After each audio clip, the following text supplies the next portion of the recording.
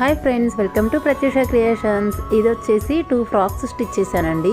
ఇవేంటంటే మెటర్నిటీ కోసం అని చెప్పేసి స్టిచ్ చేసామన్నమాట. ఫస్ట్ ఫ్రాక్ అయితే ఈ విధంగా స్టిచ్ చేశానండి. ఇదేంటంటే 3 లేయర్స్ లాగా ఇచ్చామన్నమాట. ఫ్రంట్ వచ్చేసి వీనెక్ పెట్టాము. వీనెక్ ఇచ్చేసి కట్ చూడండి మీరు, టాప్ దగ్గర మనకి చెస్ట్ కిందకి కరెక్ట్గా వచ్చేలాగా యూ షేప్ లాగా తీసుకున్నాం అనమాట. కింద వచ్చేసి 3 స్టెప్స్ లాగా ఇచ్చాను. బ్యాక్ వచ్చేసి స్ట్రైట్ ఇచ్చామండి. కింద చూడండి నెక్ కూడా హై నెక్కే ఇచ్చేసాను. హ్యాండ్స్ దగ్గర అంటే చిన్న ప్రిల్స్ లాగా పెట్టేసి స్టిచ్ చేసేసామన్నమాట. ఓవరాల్ లుక్ అయితే ఫ్రాక్ ఈ విధంగా ఉందండి. ఈ 3 స్టెప్స్ చూడండి, మీకు ఫోటోలో అంతగా కనిపించట్లేదు కానీ వీడియోలో విడిగా అయితే 3 స్టెప్స్ ఇచ్చానమాట. మంచిగా ఫ్రీగా ఉంటుందండి మెటర్నిటీ వాళ్ళకి. మనకి ఫ్రంట్ ఆ కట్ పెట్టుకోవడం వల్ల ఏంటంటే వాళ్ళకి స్టమక్ దగ్గర ఇబ్బందిగా లేకుండా ఉంటుందన్నమాట. నేను స్టిచ్ చేసింది అయితే ఒక 7-8 మంత్స్ ప్రెగ్నెన్సీ వాళ్ళకి స్టిచ్ చేశానండి.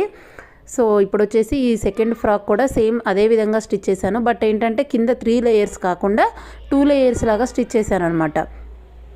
ఈ విధంగా అయితే ఉందండి ఓవరాల్ లుక్. నెక్ రెండిటికి సేమ్ వీనెక్కే ఇచ్చేసాను.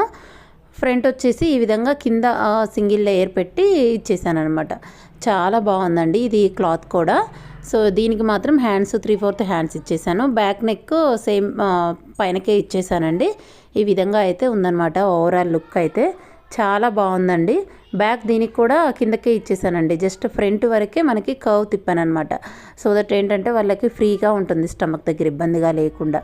ఓవరాల్ లుక్ అయితే ఈ విధంగా ఉందండి. నచ్చితే కనుక ప్లీజ్ లైక్ చేయండి.